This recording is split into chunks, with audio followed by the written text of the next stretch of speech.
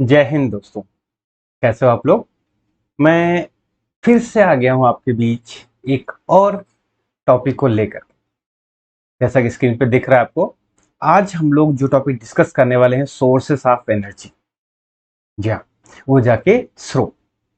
आपको पता है कि हम लोगों के जीवन में ऊर्जा का कितना महत्व है। बिना एनर्जी के हम कुछ भी काम नहीं कर सकते। We can not do a single work without energy.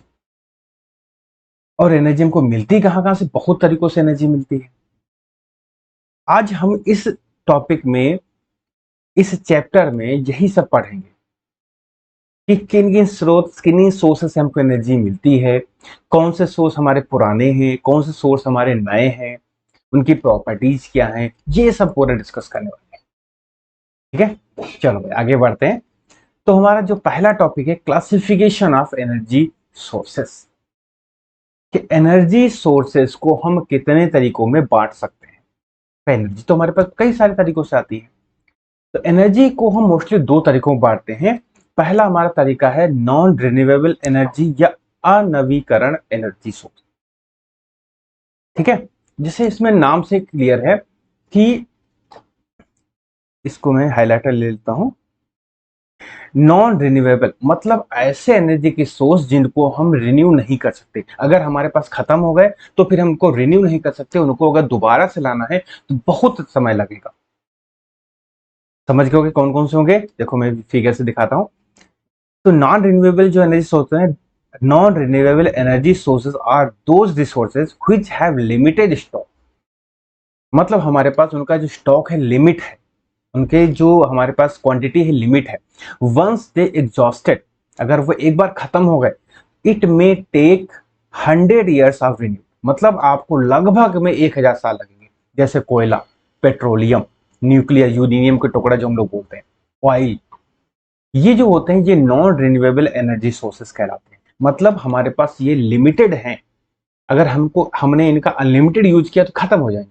अगर एक बार खत्म हो गए फिर दोबारा इतनी जल्दी हमको नहीं मिलेगा। इसलिए कहा जाता है पेट्रोल का थोड़ा सही से उपयोग करिए, क्योंकि पेट्रोल क्या लिमिटेड है। पेट्रोल लिमिटेड है, गैस लिमिटेड है, कोयला लिमिटेड है। खत्म होगा तो ऊर्जा की संकट आने वाली। इसी का दूसरा नाम भी कहलाता है कॉन्वेंशनल एनर्जी सोर्स। कन्वेंशनल मतलब होता है परंपरागत। मतलब सदियों से हम इसी को यूज करते आए हैं। ठीक है, मतलब नॉन रिन्यूएबल एनर्जी सोर्स को ही हम लोग बोलते हैं कॉन्वेंशनल एनर्जी सोर्स, परंपरागत एनर्जी सोर्स। मोस्टली हम लोग इसी को यूज करते हैं। तो पहला क्लियर हो गया। अब दूसरे पे आते हैं। दूसरा हमारा है कि रिन्यूएबल एनर्जी सोर्स, मतलब जिसको रिन्यू किया जा सकता है। कौन कौन होते हैं? Renewable energy sources that constantly being supplied, मतलब इससे हमको एनर्जी धड़ाधड़ मिलती रहे। जितना आप एनर्जी ले सकते हो ले लीजिए, ये कभी खत्म नहीं होने वाले हैं। जैसे solar energy, wind energy, flowing water, dams जो एनर्जी, अभी मैं एक एक करके एक्सप्लेन भी करूंगा इनको। तो ऐसे सोर्स जो हमको कंटिन्यूअस एनर्जी देते हैं वो कहलाते हैं रिन्यूएबल एनर्जी सोर्स। इसको हम लोग नॉन कन्वेंशनल एनर्जी सोर्स भी बोलते हैं, क्योंकि देखिए हमको पता है कि हमारे पास जो कन्वेंशनल एनर्जी सोर्स है, परंपरागत सोर्स हैं, वो खत्म हो जाएंगे धीरे धीरे। तो हमको ऐसे सोर्स की जरूरत है जिनके पास एनर्जी बहुत हो, अनलिमिटेड हो और कभी खत्म ही ना हो और लगातार मिलती रहे। तो हमको ऐसे नए नए सोर्स ढूंढने पड़ते हैं। तो solar energy, wind energy, flowing water energy. ठीक है, तो इस तरीके की जो नए एनर्जी के स्रोत हैं जिनसे हमको एनर्जी जो है बहुत मिलती है और लगातार मिलती रहेगी, इससे इसको बोलते हैं रिन्यूएबल एनर्जी सोर्स, नवीकरणीय एनर्जी सोर्स या नॉन कन्वेंशनल एनर्जी सोर्स। क्योंकि परंपरागत नहीं थे, पहले इसको हम यूज नहीं कर पाते थे। जब हमारे पास ऊर्जा की कमी पड़ी तब हम लोगों का दिमाग चला कि भैया इसके अलावा भी ऊर्जा हम कहाँ कहाँ से ले सकते हैं। तो इसलिए हमारे पास परंपरागत एनर्जी सोर्स के अलावा भी कुछ सोर्स हमको निकालने पड़े जो हमारे एनर्जी की सप्लाई को पूरा करते हैं। इसलिए इसको बोलते हो non conventional energy source. Clear? आगे बढ़ते हैं। Good source of energy. अब सोर्स तो हमारे पास बहुत है। अब गुड सोर्स किसको बोलेंगे एनर्जी का? ठीक है, जैसे कुछ हमारे पास चीजें जो बहुत आसानी से मिल जाती हैं और कुछ बहुत लिमिटेड, बहुत मुसीबतों के बाद मिलती है। तो गुड सोर्स किसको बोलेंगे? ऐसे सोर्स, एनर्जी के ऐसे सोर्स जो हमको आसानी से मिल सके, वो कहलाते हैं good source of energy. Properties क्या होनी चाहिए? प्रॉपर्टीज ये देखो, इस तो सारी प्रॉपर्टी, इन सभी को हम गुड सोर्स नहीं कह सकते। जिनके अंदर कुछ कैटेगरी आएंगी, कुछ आपको लगे कि हाँ इनकी वजह से गुड है। कौन कौन से? पहला है हमारा डिजायर्ड क्वालिटी, मतलब वो क्वालिटी में अच्छे होने चाहिए। ऐसा नहीं है कि हम उनको जला रहे हैं और बहुत ज्यादा हमारा नुकसान हो रहा है, ऊर्जा कम मिल रही है। डिजायर्ड क्वालिटी, क्वालिटी में अच्छे होने चाहिए। इजिली अवेलेबल, बहुत आसानी से मिल जाने चाहिए। प्रेजेंट इन एब्टेंट क्वांटिटी, बहुत अधिक मात्रा में प्रेजेंट होने चाहिए। ऐसा नहीं थोड़ी थोड़ी मात्रा में प्रेजेंट है, खत्म हो गए। Accessible, accessible with available techniques, जितने भी हमारे पास टेक्निक हैं उनमें वो आसानी से फिट हो सके। Convenient and comfortable to use, आसानी से उनका हम यूज कर पाए, ऐसा नहीं है बहुत सारे लिमिटेशन लगा दिए जाए। नॉन पोल्यूटेड, मतलब वो जलने के बाद कुछ हार्मफुल केमिकल न छोड़े। वर्क्स फास्टर, तेजी से काम करें। नॉट टू मच एक्सपेंसिव, बहुत ज्यादा कीमती ना हो। इजी टू स्टोर, आसानी रख रखाव में भी आसान हो। इजी ट्रांसपोर्टेबल, मतलब एक स्थान से दूसरे स्थान तक ले जाने में आसानी हो। रीयूजेबल इफ पॉसिबल, अगर उनका पॉसिबल है तो रीयूज भी हम लोग कर सकें। तो ये कंडीशंस अगर जिस जो भी एनर्जी सोर्स फुलफिल करता है तो उसको बोलते हैं गुड सोर्स ऑफ एनर्जी। एक क्वेश्चन आ जाता है कि right the properties of good source of energy, तो इसी में से कुछ प्रॉपर्टी अब लिख देंगे, हमारा काम चल जाएगा। ठीक है, क्लियर हो गया कि हम सभी को गुड सोर्स नहीं बोल सकते। गुड सोर्स उनको बोलेंगे मोस्टली जो आसानी से अवेलेबल हो, जिनको लाने ले जाने में खर्चा कम हो, और उनका रीयूज पॉसिबल अगर है तो हो सके, पॉल्यूशन कम फैलाते हो, तेजी से काम करते हो। ठीक है, इस तरीके से हम इनको गुड सोर्स ऑफ एनर्जी कहते हैं। क्लियर? अब उसके बाद आते हैं फ्यूल। फ्यूल बताने की जरूरत नहीं भाई। फ्यूल ईंधन बाइकों में हम लोग डालते हैं, मोटरसाइकिल में डालते हैं, कार में, ट्रक में, सब जगह फ्यूल पड़ता है। बिना ईंधन के कुछ नहीं है। ठीक है, तो ईंधन को हम लोग मोस्टली थ्री पार्ट्स में डिवाइड करते हैं। पहला हमारा सॉलिड, लिक्विड और गैस। देखो तीन नीचे फिगर दे रखे हैं। सॉलिड फ्यूल में क्या आता है? लकड़ी आती है, कोयला आता है। ठीक है, इसको हाईलाइटर ले लेते हैं। ये देखो लकड़ी आती है, कोयला आता है। फिर लिक्विड फ्यूल में क्या आता है? मिट्टी का तेल, कैरोसिन जिसको बोलते हो, पेट्रोलियम, पेट्रोल आता है। गैसेस फ्यूल में क्या आता है? सीएनजी, एलपीजी आता है। ठीक है, तो ये हमारे फ्यूल हैं जिनकी वजह से हम अपने इंस्ट्रूमेंट चलाते हैं। ठीक है, अब यहाँ पे एक और वर्ड हम लोग यूज करेंगे, कैलोरीफिक वैल्यू। देखो ये लिखा है, मतलब 1 ग्राम अगर हम फ्यूल जलाएं तो उसे जो जो एनर्जी मिलती है वह कहलाती है कैलोरीफिक वैल्यू, कैलोरी मान इसको बोलते हैं। ठीक है, तो यहां पर डिफरेंट मटेरियल की यहाँ पे कैलोरी वैल्यू दी हुई है। तो कैलोरी मान होता क्या है कि 1 ग्राम, यहां लिख देते हैं 1 ग्राम। 1 ग्राम अगर हम सब्सटेंस को जलाएं तो जितनी ऊर्जा हमको मिलती है वो कहलाती है कैलोरीफिक वैल्यू, कैलोरी मान। जैसे यहाँ पे जो कैलोरी मान दिया हुआ है वो है किलो जूल पर केजी। जो हम लोग बुक में दिया होता है किलो जूल पर ग्राम होता है। जैसे यहाँ पे काऊ डंग है, गाय का गोबर, 6,000 लिखा है क्योंकि किलोग्राम है।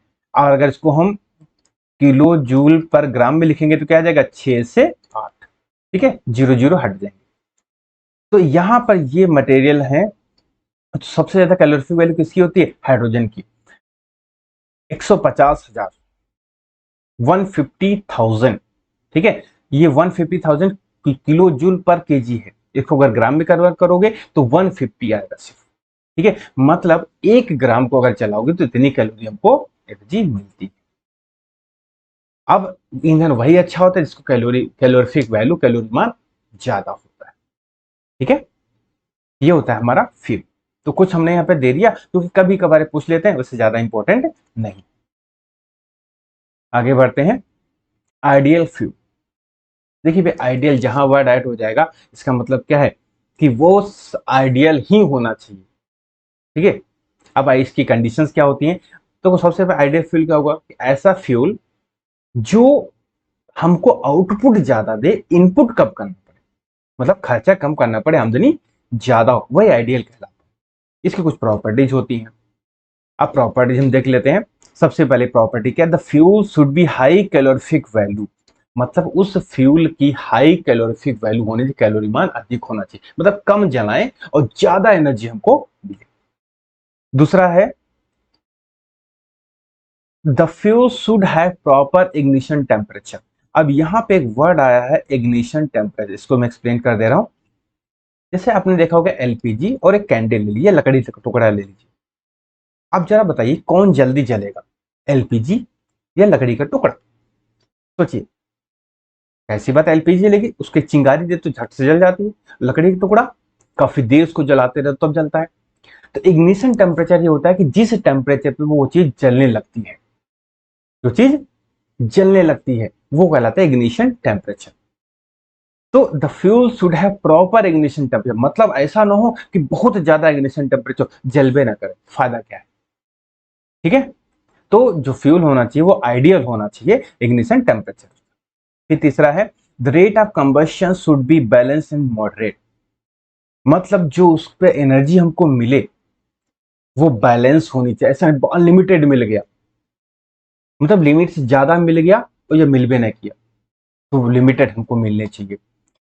फिर है the content of non volatile substance should be low as is possible, मतलब जो हमको रेजिडुअल मिले उससे जो पॉइजनस, मतलब हमने ईंधन जलाया उसके बाद कुछ जो हार्मफुल सब्सटेंस होते हैं उस पर कम से कम निकले, ईंधन को जलाने पर जो पॉइजनस हैं, जहरीले हैं, गैसेस हैं, वो कम से कम उससे निकले। पांचवा क्या हमारा, there should be no poisonous और रेजिड्यू, मतलब जलते समय भी कुछ ना हमको हार्मफुल मिले और जलाने के बाद भी कुछ भी हमको हार्मफुल चीजें ना मिले। The fuel should be easily available in plenty, वो जो फ्यूल होना चाहिए वो आसानी से इस अर्थ पे आपका प्रेजेंट हो, ठीक है, आसानी से मिल जाना चाहिए। सातवां है the fuel should be available at low cost, fuel कम कीमत पे अवेलेबल होना चाहिए, ऐसा नहीं है बहुत हाई कॉस्ट जा रहा है। There should be convenience in transporting, transport में भी कन्वीनियंट होना चाहिए, एक स्थान से दूसरे स्थान तक जाने में कोई ज्यादा प्रिकॉशन ना लेना पड़े, ठीक है। और शुड बी इजी स्टोरेबल, और आसानी से स्टोर किया जा सके। ये कुछ कंडीशंस होती हैं आइडियल फ्यूल की, ठीक है। और आपको पता है आइडियल तो कुछ ऐसा होता नहीं, चाहे हम परंपरागत ले लें, कन्वेंशनल ले लें, चाहे नॉन कन्वेंशनल ले लें, दोनों में जो हमारा हार्मफुल गैसेस होते हैं सब में मिलती हैं। जैसे कोयला है, हार्मफुल गैसेस मिलती हैं, ठीक है। आप कहोगे सर जो नॉन कन्वेंशनल जैसे सोलर एनर्जी, ठीक है, वाटर से हम लोग एनर्जी बनाते हैं, विंड से एनर्जी बनाते हैं, तो उसमें हार्मफुल तो कुछ मिलेगा ही नहीं। ऐसा कोई भी एनर्जी सोर्स नहीं है जो एटमॉस्फेयर के लिए नुकसान ना हो, कोई डायरेक्टली नुकसान करता है, कोई इनडायरेक्टली नुकसान करता है। जैसे कोयला जलाओगे गैसेस निकलेंगे, डायरेक्टली हीट करता है। नॉन कन्वेंशनल में आप वो चीज वेंट नहीं है वो नुकसान करेगी, लेकिन जिस इंस्ट्रूमेंट से हम एनर्जी बना रहे हैं उस इंस्ट्रूमेंट में तो जो पुर्जे यूज कर रहे हैं, मैकेनिकल पार्ट यूज कर रहे हैं, वो तो एटमॉस्फेयर को नुकसान करेंगे, ठीक है। तो कहीं ना कहीं से कुछ हर चीज हमको एटमॉस्फेयर को नुकसान करती है। तो ये हो गया बेसिक चीजें। अब हम लोग नेक्स्ट वीडियो में कन्वेंशनल और नॉन कन्वेंशनल में, देखिए ये टॉपिक थोड़े से एक्सप्लेन करने वाले हैं, इसलिए मैं कन्वेंशनल की एक अलग वीडियो बनाऊंगा, नॉन कन्वेंशनल की एक अलग वीडियो बनाऊंगा, तो बिल्कुल प्रॉपर अच्छे तरीके से एक्सप्लेन करूंगा। अगले वीडियो में आपको कन्वेंशनल के ऊपर एक वीडियो मिलेगी प्रॉपर बहुत अच्छे तरीके से, ठीक है, क्योंकि दो वीडियो आपको टोटल मिलने वाली, नॉन कन्वेंशनल और कन्वेंशनल, ठीक है। तो आप लोग बस अच्छे से पढ़ते रहिए, जहां पर आपको लगे नहीं सच ये टॉपिक डिस्कस करना है बस कमेंट कर दीजिए, आपको नेक्स्ट वीडियो उसी टॉपिक का मिलेगा, ठीक है। फिर मिलते हैं नेक्स्ट वीडियो में नेक्स्ट टॉपिक के साथ, तब तक के लिए आप अच्छे तैयारी करते रहिए। टेक केयर, बाय बाय, जय हिंद।